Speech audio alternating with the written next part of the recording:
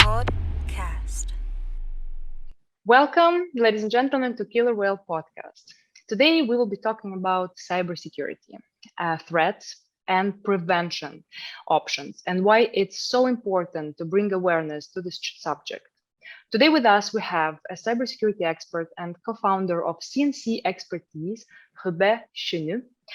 Welcome, Hubert. Welcome. Thank you for joining us today. We are thrilled to have this discussion. Yes, we are very excited.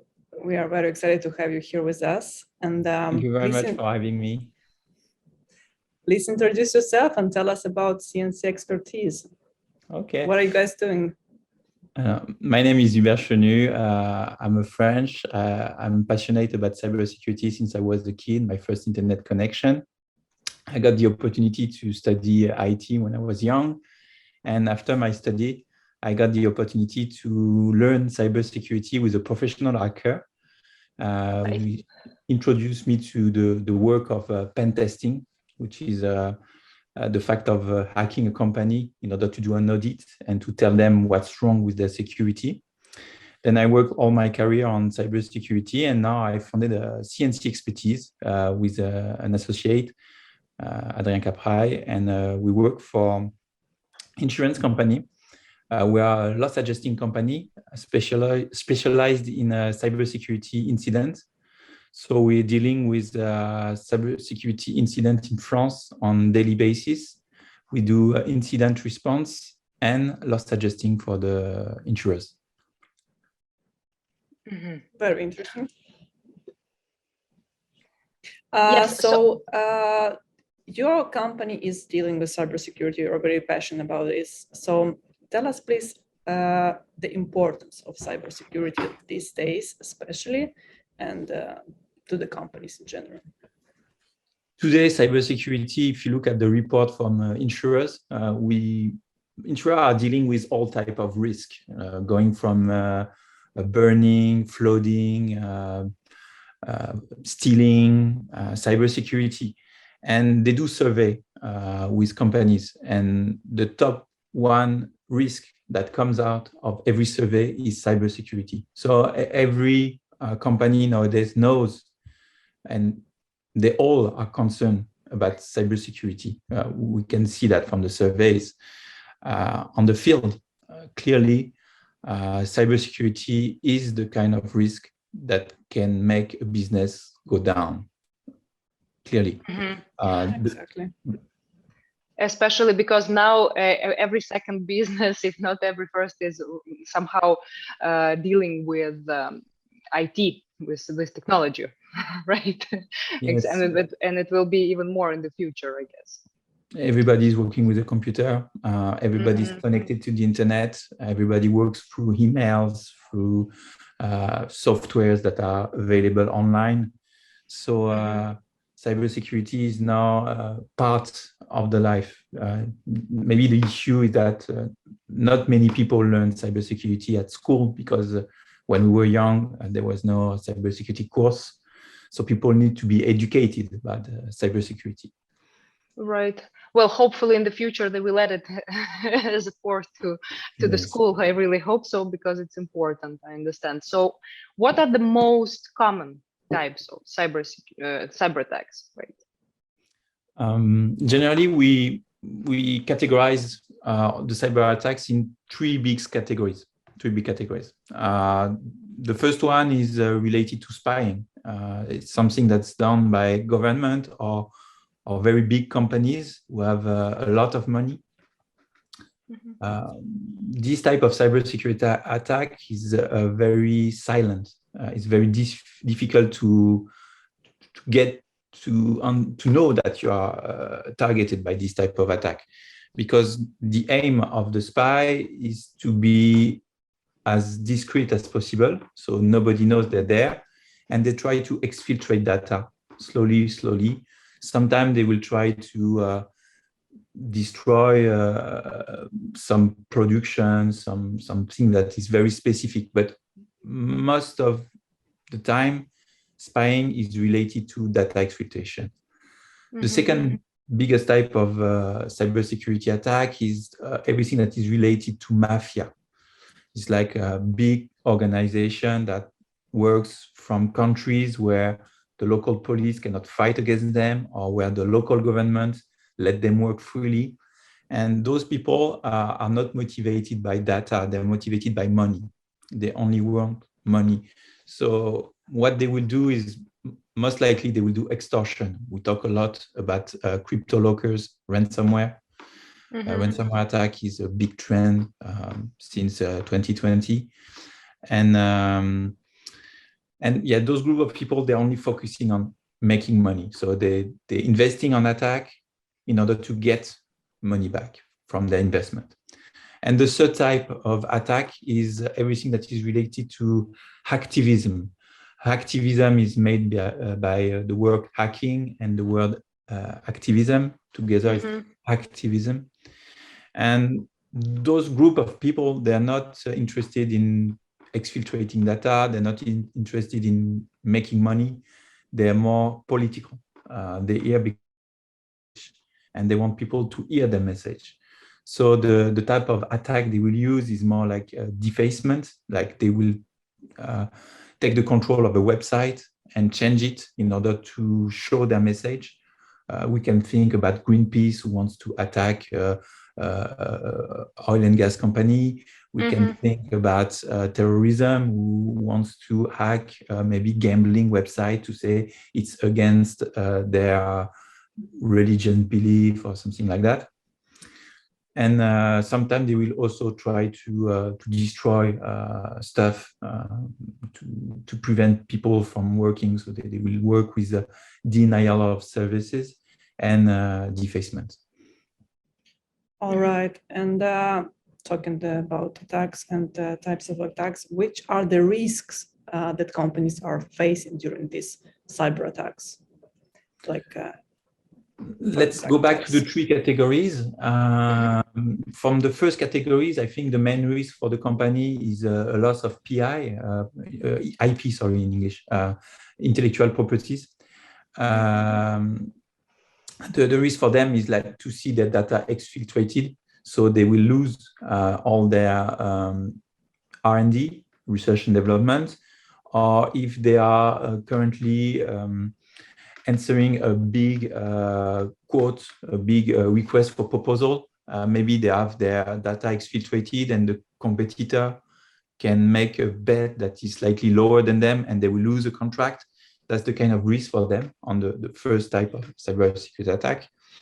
The second type, the mafia, the risk for the company is clearly to lose money because those type of attack, they destroy the way the company work and they put it down and they ask them to pay money in order to get back to business.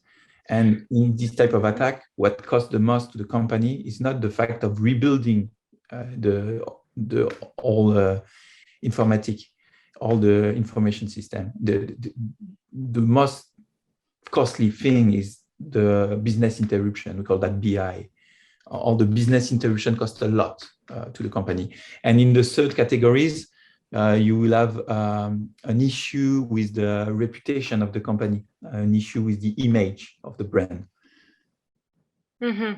So a very interesting thought. I have a question before we move to the next one. So basically, what happens if, let's say, for example, you own other people's money, right? You're, I don't know, let's say you're a crypto project, for example, right? You have wallets of other users. There was an attack very recently, such a type of an attack on one of biggest blockchains, and they lost other people money. So this is basically categorized as second type of attack, even if it's not there essentially, but they, you know, these wallets, they have these wallets and the wallets were attacked and other people, not essentially them, lost money. It's also the second category. Am I correct? It's the... Yes, and in this type is not a direct damage, it's a liability issue. Liability issues. It's a liability issue because you cause damage to a third party because you get hacked.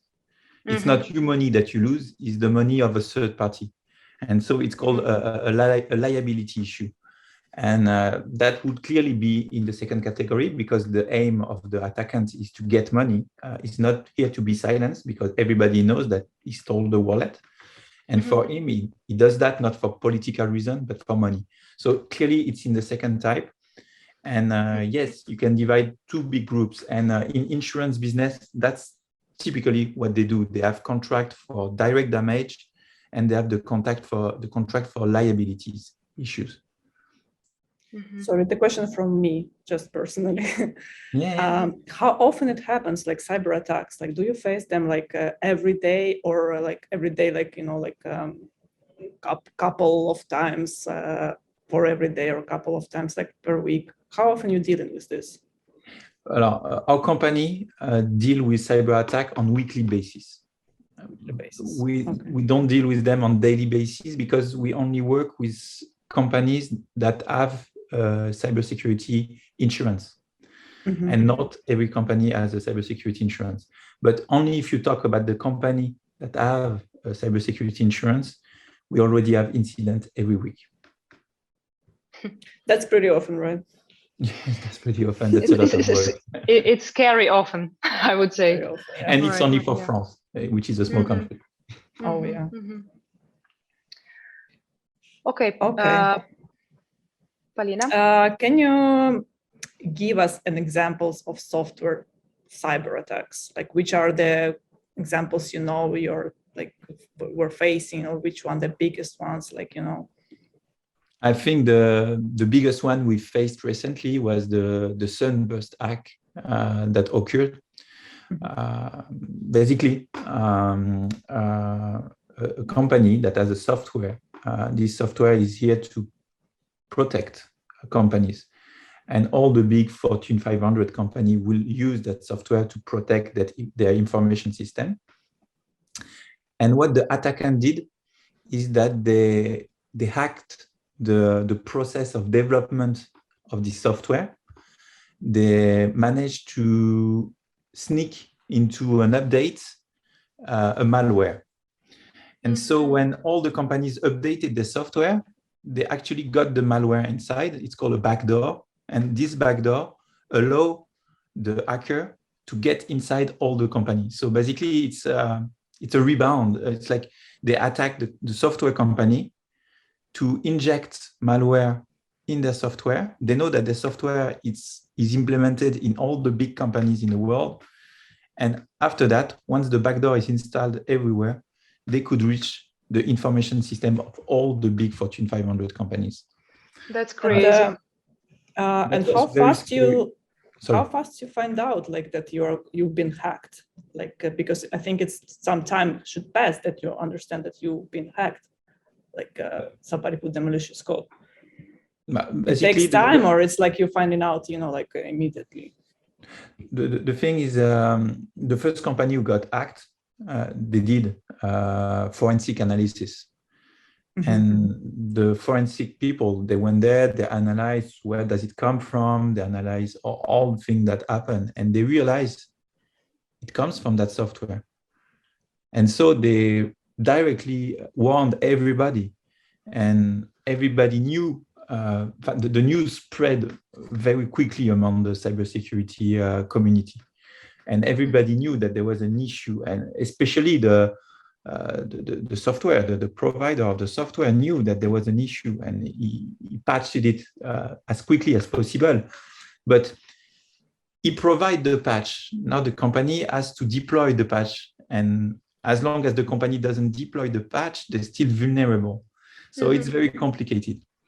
Because the malware is here, the people who can protect it provide the patch, but the company has to implement it. So there is a gap of time where the hacker is free to go everywhere.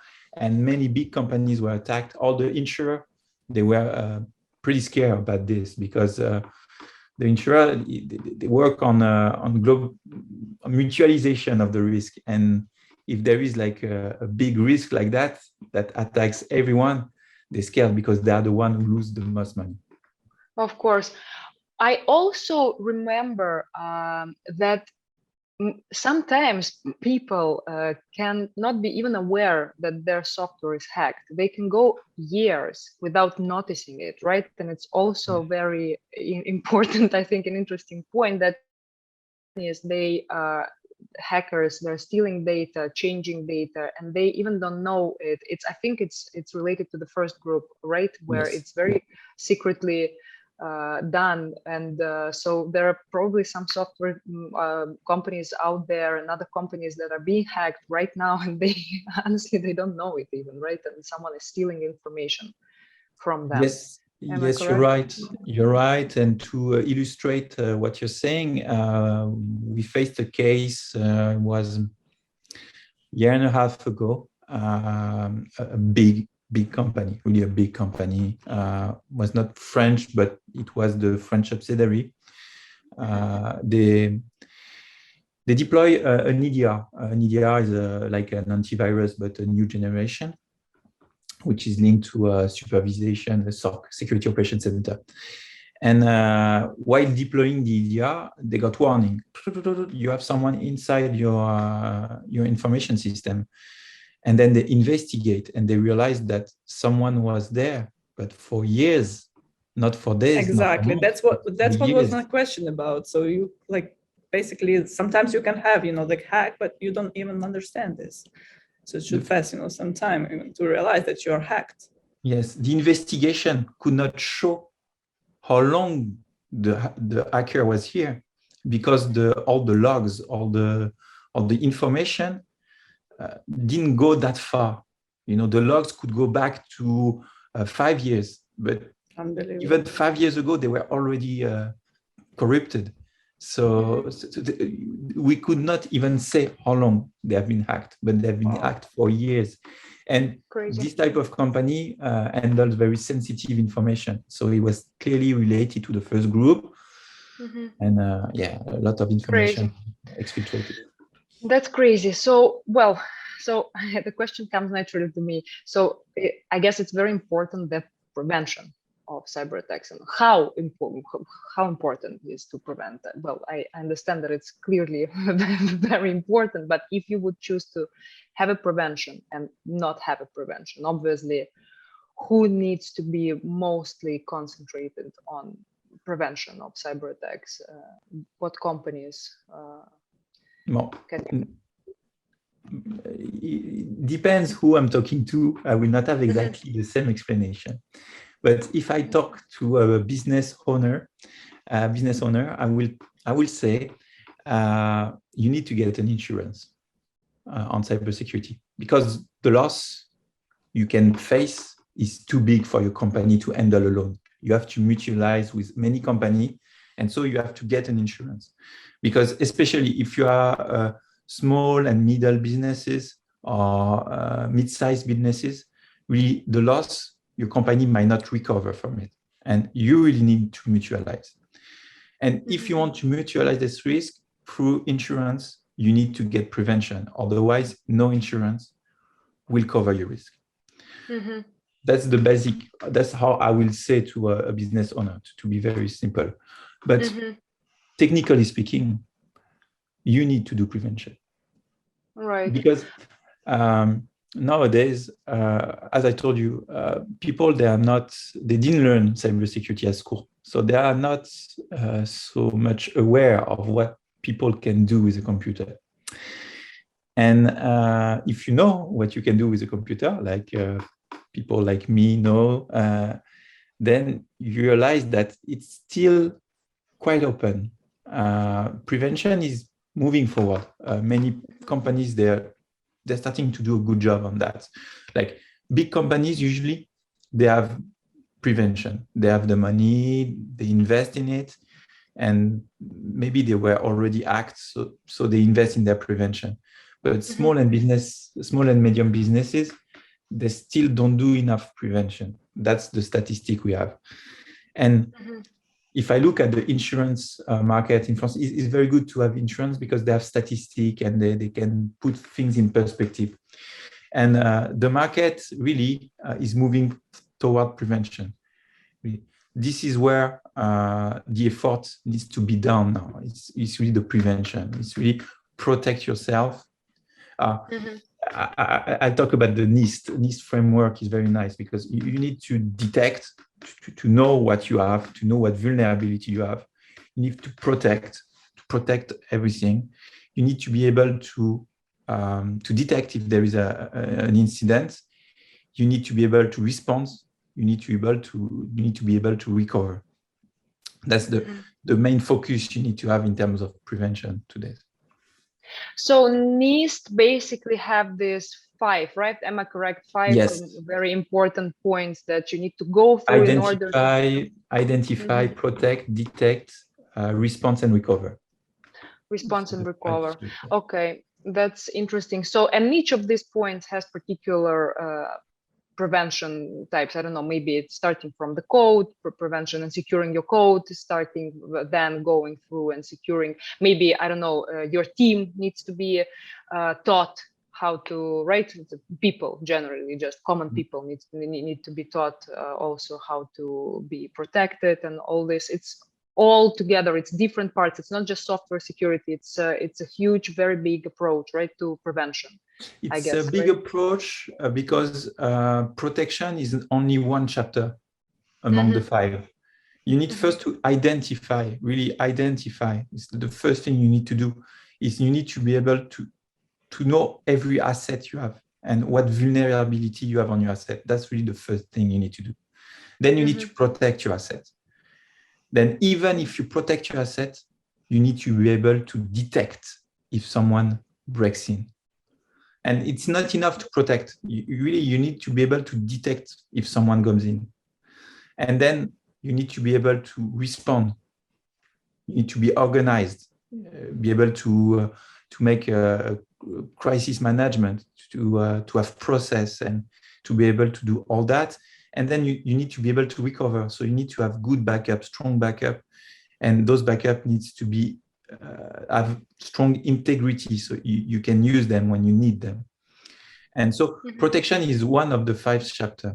Maybe it's the one that the people talk the most, but if you don't identify first, then you cannot protect something you don't know. Of course. Is it the main point when it comes to working with insurance companies that you have to have prevention and something else as well, or they just look at if you're have like a good prevention of the cyber attack? They will look now. They really look closely if you have good prevention. They will ask a lot of questions. They will look more in depth what you have, and they will ask for really for you to show proof that you are doing good prevention. And if you're working in very sensitive field, like we talk about Sunburst, the company who delivers software to protect other companies, then you need to show even more prevention. Because if you get hacked, then you have liability to the people you're supposed to protect, you know? Of course. And I also have like, maybe the last question, I guess. My last question would be, so is there a statistic of how much essentially money people are losing on cyber attacks, like dealing with cyber attacks? Is there any statistic maybe that you can share with us? There are statistics. I don't have them in mind right now. I cannot give them to you right now, but there are statistics about the cost of cybersecurity. I mean, I can find you the statistic about the cost of cybersecurity for France, and I'm sure you can find them for every country in the world. It's in billions of US dollar. I mean, it's a very huge amount. There is the money that the hacker earns, which is the tip of the iceberg. Right. But there is all the money that the company lost in business interruption, which is huge. Of course. Okay, well, that's fascinating, and yes, a little bit scary, obviously, as well. But thank you so much for sharing. It's a bit scary. Yes, That's the world we're living in. I know.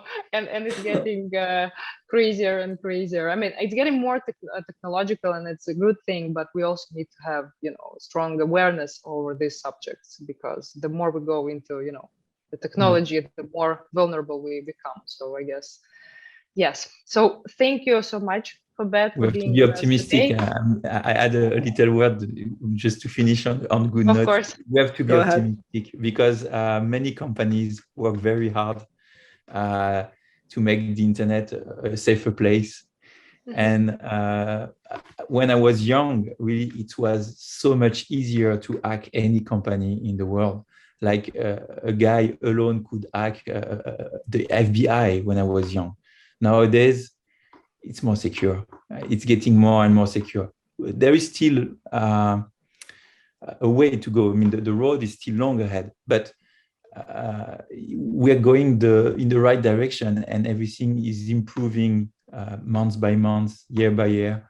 You have many companies that does a great job to secure software development, to secure information system. So we have to be optimistic about the future. Yes. There's more and more awareness about this topic. Yeah, and so our next guest, who will be coming next, actually is a person who is dealing with software and who is just trying to secure software supply chain. So we will speak a little later with him. But as for now, thank you so much again for your time. Thank you. Hubert. Thank you very much for having me. Thank you for joining us. It was very today. nice to have you. Have a good day. Bye bye. Podcast.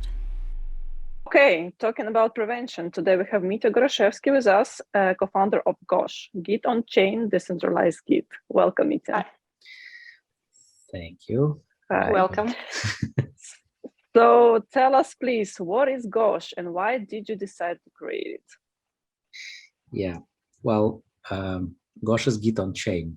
The reason we created it is because, first, there are two reasons. First, I always wanted to create Git on Chain because for decentralized applications, we kind of stored, and a lot of applications still do, everyone is still doing this. So basically, you create a decentralized application like blockchain, for example, but you store your code in centralized repository. And this is absurd if you think about that. I mean, it's totally, like, it's a wrong statement. But actually, if you take what happened just now with Tornado Cache and their repository, you can see why the application like Gosh should be there, because, the code has been banned. I mean, I don't think any open source code should be like banned, like deleted from existence, right? Doesn't matter like what this code does, because again, like we should distinguish and separate the law enforcement from kind of arbitrary deleting or ability to delete some open source code. And if you have if someone did something wrong, then you need to, probably law enforcement agencies need to find this person, put him in jail, and the court should decide if he remains in jail or not. And if that process should not be different, right? It should not be like we decided that we delete the whole work of your life, for example, just because we think that it's bad, or you had bad intentions, or people using your code, because that's what really happened. Like people using your code in the wrong way. People using a lot of stuff in the wrong way. Like people stab each other with knives and kill each other with bullets, but for some reason, we don't, outlaw knives and don't close the knife manufacturers just because they manufactured knife. So that has been said many times. So that is the main reason why we created Gosh in the beginning. But then what happened is that some people came to us and said, like, we have a problem with software supply chain, and we basically we have a software for many supply chains, right now. Like supply chains in general are governed by some software, most of them. But we don't have that process for software itself. I mean, we do have process of supply chain for the software, but this process completely non-secure. It's like, it has a lot of security holes in it. And then I thought, okay, I have this old idea about Git on chain, and then I have this request, which basically comes from the market, that a lot of people are talking about securing software supply chain. And then we said, okay, now we have to build it, because there is an application apart from decentralization of Git, and then there is another application for securing software supply chain. And so we decided now it's time to really build it, and that's what we did. Okay, so how exactly Git on chain works, and how can it be helpful in prevention of cyber attacks? Yeah, so okay, how it works is a complicated topic. I'm not going to discuss it all. I'm just saying in general, we have a blockchain which is optimized for storing Git.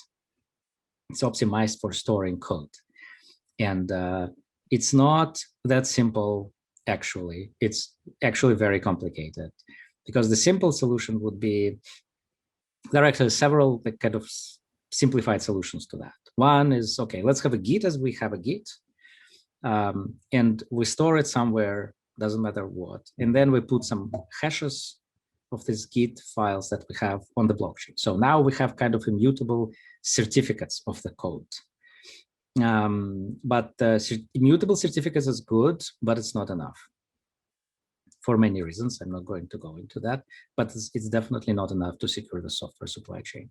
Another kind of solution was like, let's take the kind of Git pack file. It's a big file that all the Git is actually kind of stored in. And you want to store Git, it will create you a pack file. It's a huge file of your repository. Well, huge, not huge, doesn't matter, depends on the repository, but it's a big kind of file of all your repository, which then you can store somewhere. And people, okay, said that let's store this big chunk of Git repository somewhere on chain, somehow in IPFS storage, for example.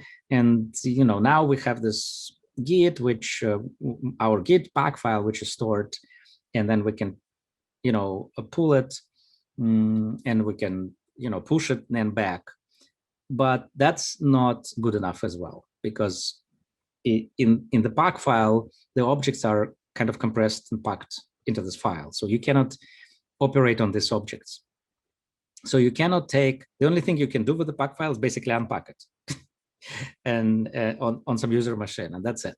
So you cannot really build a supply chain based on, because when you build a supply chain, like for example, supply chain is like CI, CD, the container that you build from some code, you need to actually have a code, not a pack file. You need to unpack the pack file and look at the individual components, and then build this from these components. So the fact that you have a pack file on chain doesn't really help in that. Well, so how it works is basically take the whole Git, and we store it on the blockchain as an object, like you would store just a Git on your computer. You just store it on the blockchain, and that provides many things when you do that. It provides you with the individual objects, each of them proved because the code is there. Code is stored on the blockchain, so it's not a certificate, it's not a hash of code, it's a whole code itself. And then you can build on all sorts of tools on top of that. Like what we did is we created Docker extension, for example, where when you build your container, we verify that you build it directly from the blockchain. You build it from Gosh. We verify that you have built it from Gosh. And then in the end, we have this Docker extension that verifies that the container you actually installed was really built through that process from Gosh, and everything matches. So like there was nobody in between that inserted some malicious code or malicious objects into this process of basically your software supply chain. So, and you don't need any trust, because you have it on the blockchain, which you can then verify in the very end of the process. You can verify the whole chain, which not necessarily need to be trustless or trusted. You don't need to trust everything in the middle. Some people can try to do something with your code, but in the end, you have this verification that prevents it. that prevents, well, basically detects it, and the hashes will mismatch of this thing if someone, did something to your code. Changed is even single byte. Very helpful. Yeah. I think we can't hear Jenny. Jenny, we can't hear you. Okay, so yes, very helpful, very interesting. So my question is, the question arose, so on August 3rd, there was a massive attack on GitHub. Am I correct? So what happened exactly? Maybe it's related to what you just said. I believe so, right?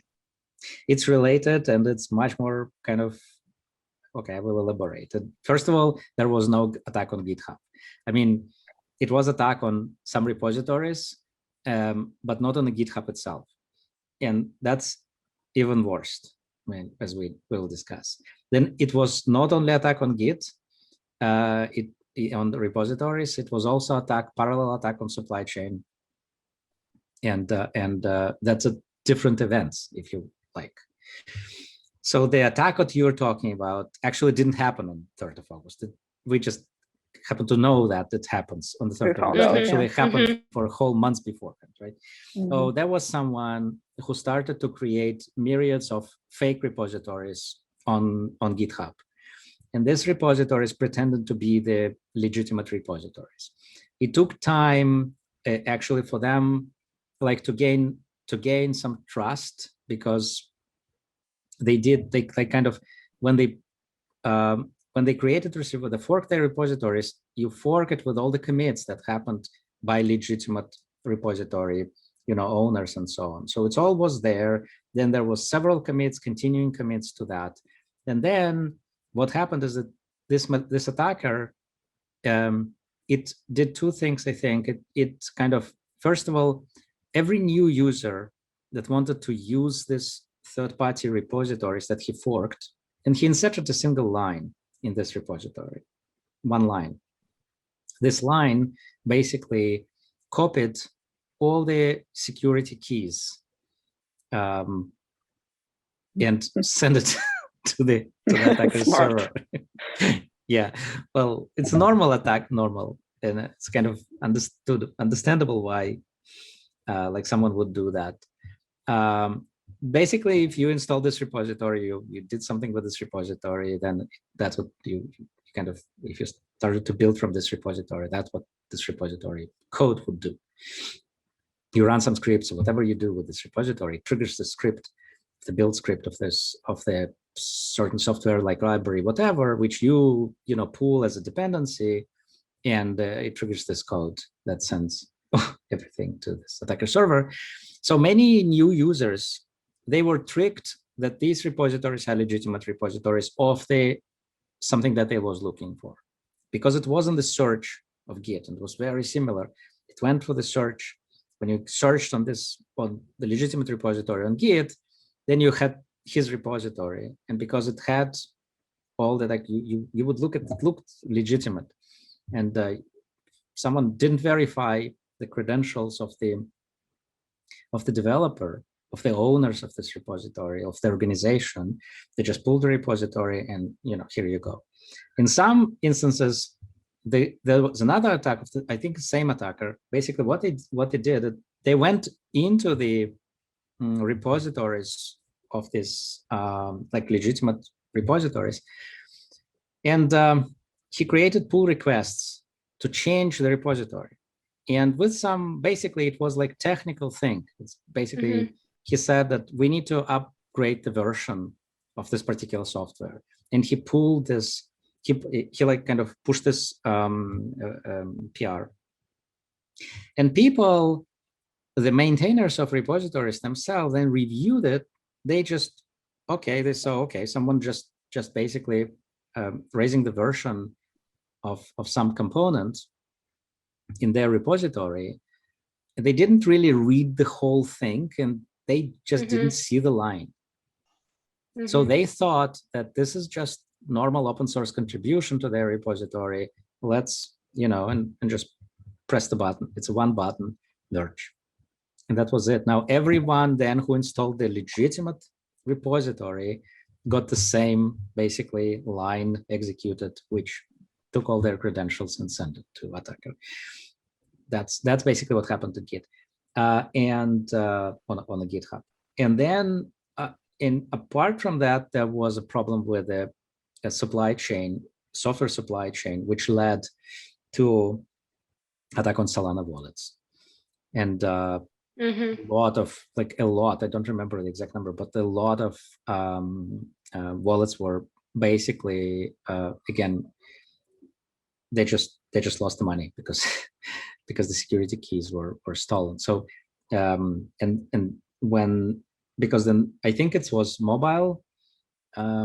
So the mobile application took some dependencies, and in these dependencies were this malicious code had, taken all the credentials of these users once they installed this. And so we see it's a classical, it's in a way, this kind of events, they're like perfect for Gosh, but of course it would be much better if it wouldn't happen. They're sad. Right. They're sad because a lot of people lost a lot of money. But it's a lesson, and it's very apparent that we have a problem in software supply chain. We have a problem with security and software supply chain. And yes, Gosh would prevent all of it. So my question is do you think that if these repositories were stored on Gosh, this hack could be prevented? Yeah, it would be harder to pull it off, much harder, because how? Yeah, I'll explain. Because okay, so one of the things that making putting the blockchain in the whole mix is you can if you construct your supply chain from Gosh, then you first of all you verify of the signatures, because the signatures are very important in the blockchain and in Gosh. So you basically verify, there is a way to verify that the address of the repository itself is a correct address, and it's really the repository we're talking about. And actually, let's take one step. Okay, let's take a whole 3 attacks. So one attack was on the basically on the repository name. It's really like that. Because people typed, and when they typed, they got this different repository pop-up. So when you type third symbol, for example, then the repository started to pop up, and boom, they saw this repository. So it's a problem of it's social, in a way. It's a social problem, because the way we search, but in Gosh we use dense, and dense is it doesn't have search. Basically, you need to know when to determine the address, you really need to type the whole name. It's decentralized name service that works like that. It's basically a hash of a name. So you need a full name, and if you mistype the name, you just won't get the repository. Now, if there is a way to kind of construct this scripts or smart contracts in the case of Gosh that would verify your whole supply chain usage of the repository and verify the signatures of the developers. Now, another thing is that in GitHub, repository belongs to one person, basically. And any person who has the rights to a particular repository can just merge commits like that. So second attack was a malicious commit that looked legitimate.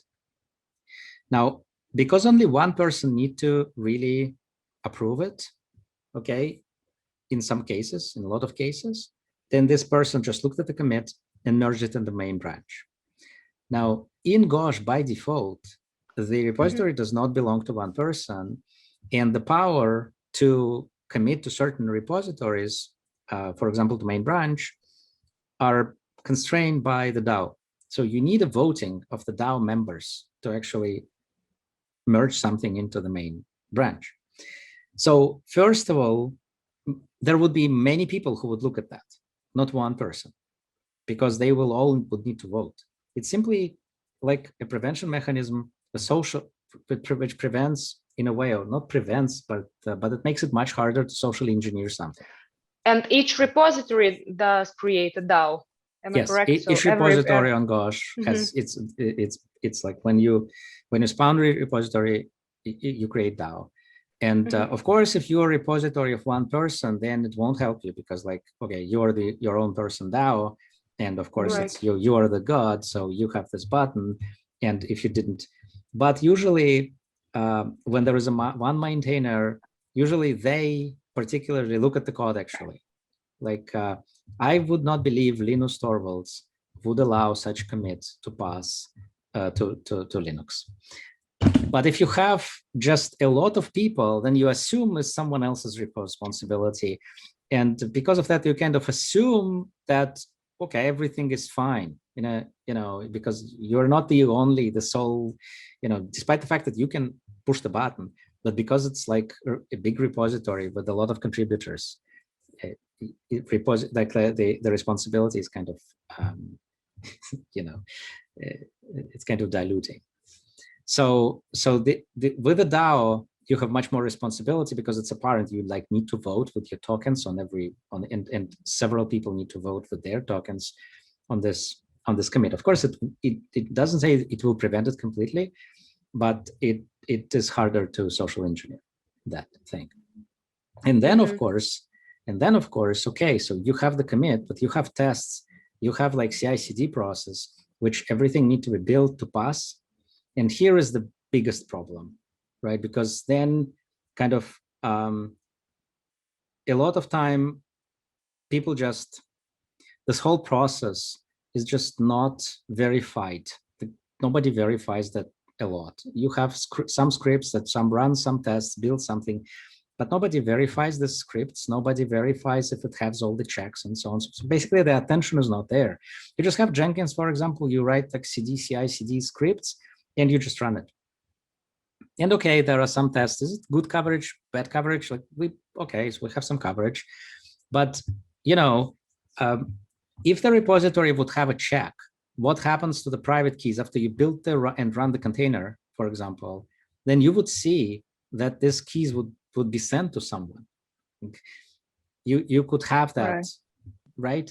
So if you didn't build it, or someone, and there were actually attacks on this process as well. Like CI/CD is attacked a lot of times, because it's actually maybe even easier than to attack the repository itself, because this scripts, nobody's looking into them too much.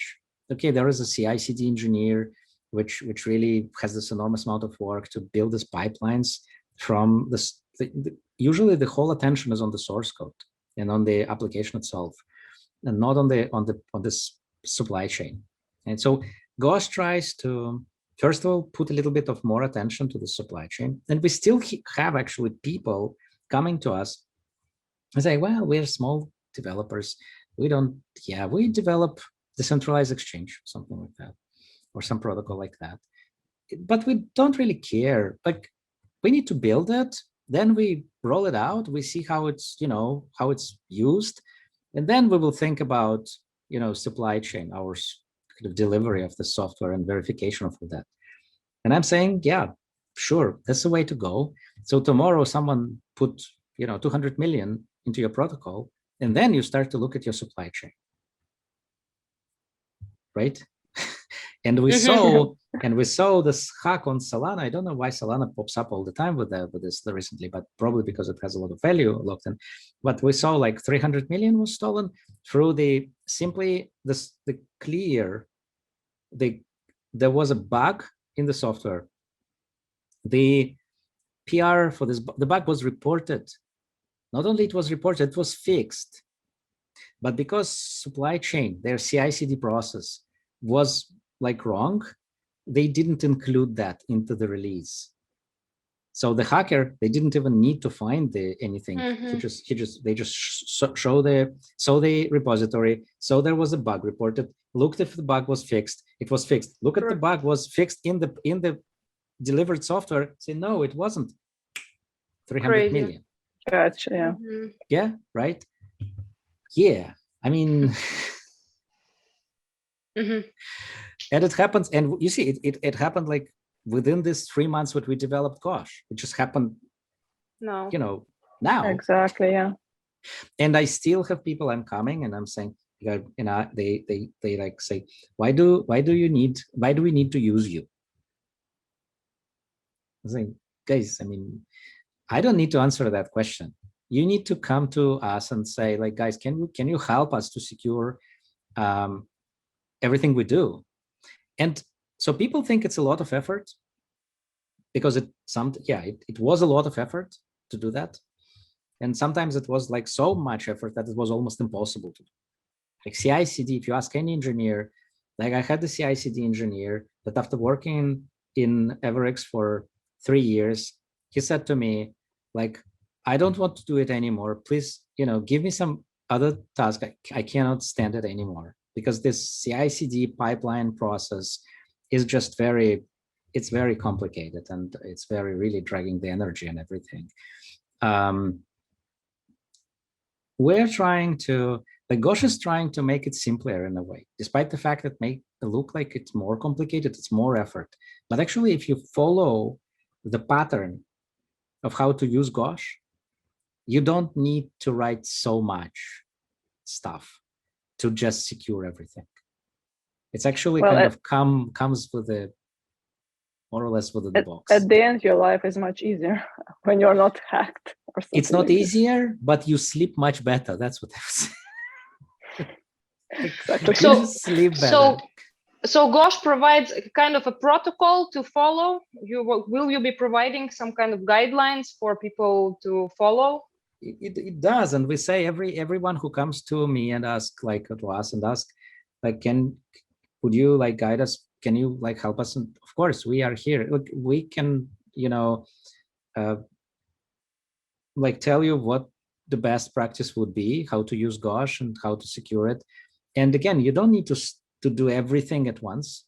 You can start with small steps, but even these steps, they'll just check, and it's you're more protected with every step you take.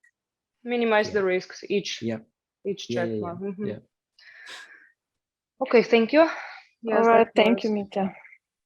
Thank you, so Mitja, much. for joining us today. And it was Mitja Groszewski, founder of Gosh. You're watching you. Killer Whale podcast. Thanks. Stay tuned. And Thank see you. you on next episode. Bye-bye. Bye-bye. Bye. Bye. Killer Whale Podcast.